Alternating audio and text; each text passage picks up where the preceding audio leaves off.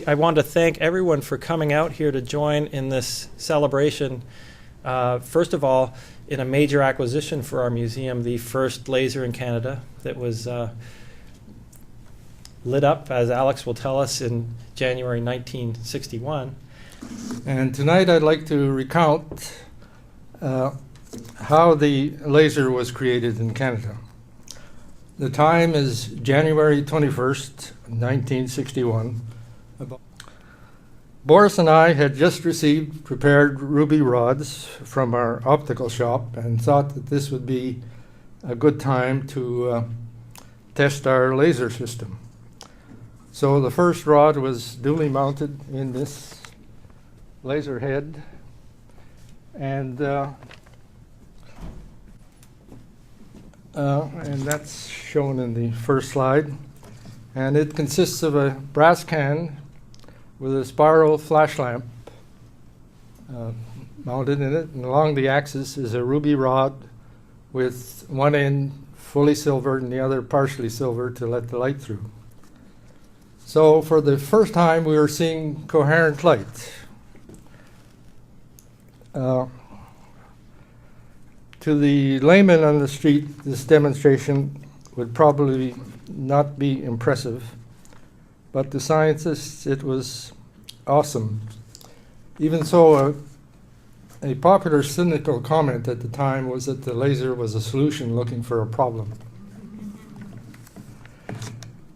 So for the first time we were seeing coherent light.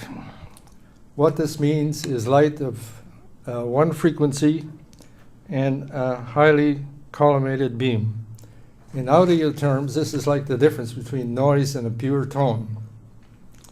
And the collimation property means that the beam can be focused to a small spot, giving us, for example, CDs and DVDs, and allowing coupling into a fiber, which then gives us the internet. What's an attosecond? One way to visualize an attosecond: if you could travel at the speed of light, you would circumnavigate the Earth 10 times in 1 second.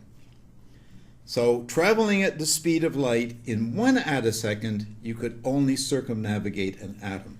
So how can we make something so fast, and why would you ever care?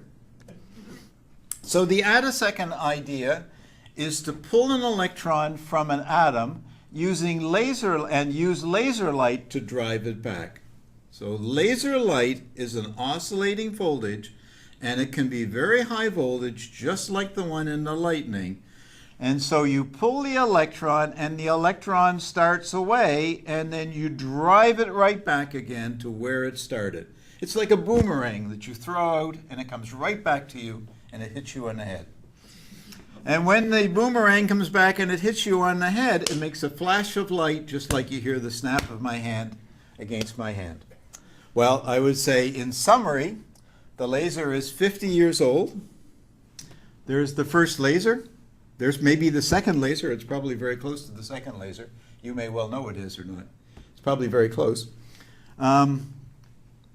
Of course, we've come a huge distance from then. Fiber optical communications is everywhere. CD players, of course, is everywhere. We've now learned to measure and control electrons on their natural time scale. Who would have guessed we could do all of these things? And can you imagine what the next 50 years will bring? So thank you very much.